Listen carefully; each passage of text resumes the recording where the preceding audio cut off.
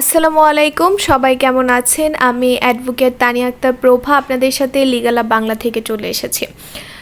তো বরাবরের মতোই আমি আজকে আপনাদের সাথে ফৌজদারি আদালতের আপিল যেই লেকচারটি আছে সেখানকার পার্ট 2 নিয়ে আলোচনা করতে যাচ্ছি, যেটি কিনা ফৌজদারি কার্যবিধি 1898 সালের ধারা 412 থেকে 417 ক নিয়ে আমরা আলোচনা করতে যাচ্ছি। তো চলুন শুরু করা যাক। প্রথমত আমরা জানব যে আমাদের কোন কোন ক্ষেত্রে আপিল চলে না। আমাদের ফৌজদারি কার্যবিধির যে আপিলের অধ্যায়টি আছে সেখানে 3টি ক্ষেত্র উল্লেখ করা হয়েছে, যে সকল ক্ষেত্রে আমরা নিম্ন আদালতের রায়ের বিরুদ্ধে উচ্চ আদালতে আপিল দায়ের করতে পারবো না। তো চলুন দেখে নেওয়া যাক। প্রথমত হলো যখন আসামি দোষ স্বীকার করে, যেটি কিনা আমাদের ধারা 412-তে বলা হয়েছে। সেখানে বলা হচ্ছে আসামি দোষ স্বীকার করলে এবং উক্ত স্বীকারোক্তির ভিত্তিতে যদি আদালত দণ্ডাদেশ প্রদান করে থাকেন তাহলে উক্ত দণ্ডাদেশের বিরুদ্ধে কোনো আপিল চলবে না। অর্থাৎ আসামি যদি নিজের দোষ স্বীকার করে কোনো স্বীকারোক্তি দেওয়া হয় এবং সেই স্বীকারোক্তির বিরুদ্ধে যদি আমাদের ম্যাজিস্ট্রেট দণ্ডাদেশ প্রদান করেন, সেই দণ্ডাদেশের বিরুদ্ধে আমাদের সংক্ষুব্ধ ব্যক্তি আপিল দায়ের করতে পারবেন না। কিন্তু এখানে একটি এক্সেপশনাল আছে, সেটি হচ্ছে উক্ত দণ্ডাদেশের বৈধতা নিয়ে যদি আমাদের আসামি সংক্ষুব্ধ হয়ে থাকেন সেক্ষেত্রে তিনি আপিল করতে পারবেন। তো পরবর্তী যে বিষয়টা আসছে সেটা হচ্ছে আমাদের ধারা 413, যেখানে কিনা বলা হয়েছে যে তুচ্ছ মামলায় কোনো আপিল চলবে না। তো চলুন দেখে নেওয়া যাক কোন কোন বিষয়গুলো হলো আমাদের তুচ্ছ মামলার মধ্যে পড়ছে।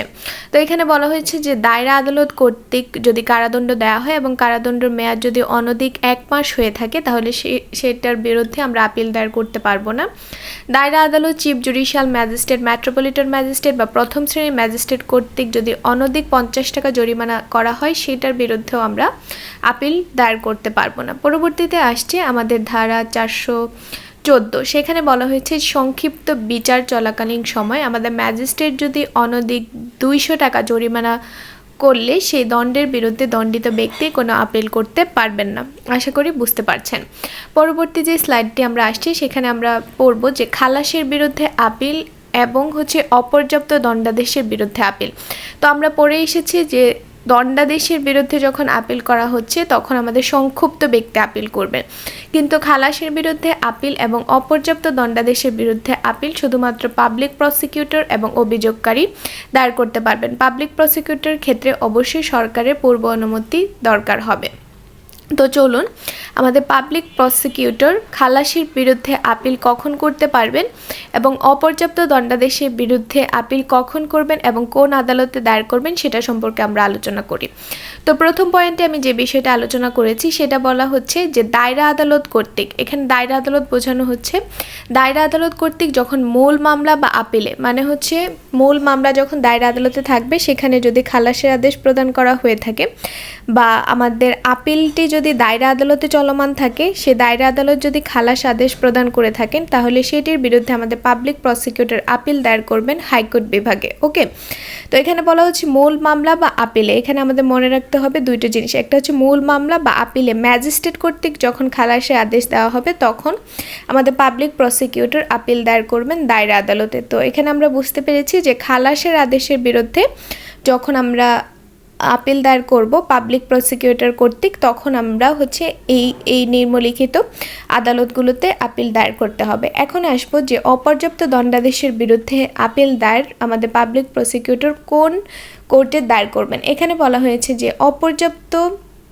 দণ্ডাদেশ যে কোনো আদালতে দিয়ে থাকুক না কেন, সেটি দায়রা আদালত হোক বা ম্যাজিস্ট্রেট আদালত হোক, সেক্ষেত্রে আমাদের পাবলিক প্রসিকিউটর হাইকোর্ট বিভাগে আপিলটি দায়ের করবেন। আশা করি বুঝতে পেরেছেন। এখানে আমাদের একটি বিশেষ দ্রষ্টব্য আমরা লিখেছি যে সরকারি নির্দেশ ব্যতীত নিজের ইচ্ছায় পাবলিক প্রসিকিউটর কখনো খালাস বা দণ্ডাদেশের অপর্যাপ্তর জন্য উচ্চ আদালতে আপিল দায়ের করতে পারবেন না, এটা আমরা জানি। পরবর্তী যে বিষয়টা আসছি সেটা হচ্ছে অভিযোগকারী কর্তৃক আপিল। অভিযোগকারী কর্তৃক আপিল সম্পর্কে যদি আমরা বলি সেখানে বলা হচ্ছে যে অভিযোগকারী বা ফরিয়াদি খালাস কিংবা অপর্যাপ্ত দণ্ডাদেশের বিরুদ্ধে উচ্চ আদালতে আপিল করতে পারবেন। তো এখানে আমাদের একটা জিনিস মনে রাখতে হবে খুবই সূক্ষ্মভাবে, এখানে বলা হচ্ছে দায়রা আদালত কর্তৃক কোনো মূল মামলা, এখানে কিন্তু আপিলের মামলাটা লেখা নেই, কিন্তু পাবলিক প্রসিকিউটরের ক্ষেত্রে মূল এবং আপিল মামলা। তো এখানে বলা হচ্ছে মূল খালাসের আদেশের বিরুদ্ধে হাইকোর্ট বিভাগে যাবে, যেরকমটা আমরা পাবলিক প্রসিকিউটরে দেখে এসেছি। পরবর্তীতে আসছে যে আমাদের যে খালাসের আদেশ সেটা যদি ম্যাজিস্ট্রেট কর্তৃক হয়ে থাকে সেক্ষেত্রে আমরা দায়রা আদালতে যাব, যদি আমরা ফরিয়াদি হয়ে থাকি, মানে হচ্ছে অভিযোগকারী বা কমপ্লেনেন্ট। এখন আমাদের ইন্টারেস্টিং বিষয় আসছে যেটি কিনা আমাদের দণ্ডাদেশের অপর্যাপ্ততা। তো আমরা হচ্ছে পাবলিক প্রসিকিউটরের ক্ষেত্রে পড়েছি যে দণ্ডাদেশের অপর্যাপ্ততা সেটা ম্যাজিস্ট্রেট কোর্ট দিক বা দায়রা আদালত দিক, সেটা আমরা হাইকোর্টে হচ্ছে আপিলটা দায়ের করব। কিন্তু এখানে আবার ভিন্নতর কথা বলা হচ্ছে। এখানে বলা হচ্ছে দণ্ডাদেশের অপর্যাপ্ততার কারণে ফরিয়াদি যদি আপিল করেন, অর্থাৎ ম্যাজিস্ট্রেট কোর্টের দণ্ডাদেশের বিরুদ্ধে, সেটা দায়রা আদালতে যাবে এবং দায়রা আদালতে দণ্ডাদেশের বিরুদ্ধে হাইকোর্ট বিভাগে আপিল দায়ের করতে হবে। যেমনটা আমরা খালাসের আদেশের বিরুদ্ধে দেখতে পাচ্ছি, ঠিক সেরকমটাই আমাদের অভিযোগকারীর ক্ষেত্রে অপর্যাপ্ত দণ্ডাদেশের বিরুদ্ধেও এই প্রক্রিয়াটি চলবে, মানে হচ্ছে কোন কোর্টে আমরা আপিল দায়ের করব। ওকে, আমি মনে হয় আপনাদেরকে বোঝাতে পেরেছি। মানে হচ্ছে আমাদের পাবলিক প্রসিকিউটরের ক্ষেত্রে অপর্যাপ্ত দণ্ডাদেশেরটি যদি হলো আমাদের যে কোনো ম্যাজিস্ট্রেটই দিক, দায়রা ম্যাজিস্ট্রেট দিক বা দায়রা আদালত বা অন্য কোনো ম্যাজিস্ট্রেট দিক, সেই ক্ষেত্রে হবে হাইকোর্টে। কিন্তু আমাদের ফরিয়াদির ক্ষেত্রে কি হবে, দণ্ডাদেশের অপর্যাপ্তের ক্ষেত্রে যদি দায়রা আদালত দিয়ে থাকে হাইকোর্টে হবে এবং ম্যাজিস্ট্রেট দিয়ে থাকলে দায়রা আদালতে হবে। আশা করি বুঝতে পেরেছেন। এখন হলো আমি এখানে আমার তামাদি মেয়াদগুলো দিয়ে দিয়েছি। ওকে, তো এখানে বলা হচ্ছে যে হলো মৃত্যুদণ্ডাদেশের বিরুদ্ধে আমাদের 7 দিনের মধ্যে হাইকোর্টে আমাদের আপিলটি দায়ের করতে হবে। তো এখানে আমাদের ভালোভাবে খেয়াল করতে হবে, খালাস আদেশের বিরুদ্ধে যদি পাবলিক প্রসিকিউটর হয়ে থাকেন, তো পাবলিক প্রসিকিউটর যদি হয়ে থাকেন সেক্ষেত্রে 6 মাসের মধ্যে খালাসের আদেশের বিরুদ্ধে আপিল করবেন, সেটি হচ্ছে আপনার হাইকোর্ট বা হচ্ছে দায়রা আদালত হোক না কেন। তারপর অভিযোগকারী বা ফরিয়াদি, যেটা কিনা আমরা সিআর মামলা বলছি, সে আপিল দায়ের করবে 60 দিনের মধ্যে, মানে 60 ডেজ। এবং দণ্ডাদেশের বিরুদ্ধের ক্ষেত্রে বলা হচ্ছে যে আমাদের চিফ জুডিশিয়াল বা দায়রা আদালতের নিকট, মানে হাইকোর্ট ব্যতীত যদি হয় 30 দিন এবং হাইকোর্ট যদি হয় 60 দিন। কিন্তু অপর্যাপ্ত দণ্ডাদেশের বিরুদ্ধে এটা রাষ্ট্রপক্ষ হোক বা হচ্ছে অভিযোগকারী হোক 60 দিনের মধ্যে আমাদের আপিলটি দায়ের করতে হবে।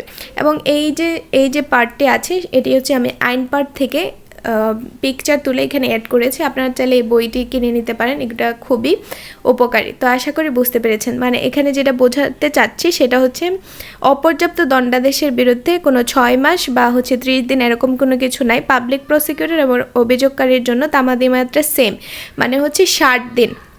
ওকে, আর হচ্ছে আমাদের দণ্ডাদেশের বিরুদ্ধে হলে সেক্ষেত্রে আমাদের হাইকোর্ট ব্যতীত অন্য কোর্টে হলে 30 দিন এবং হাইকোর্টে হলে 60 দিন।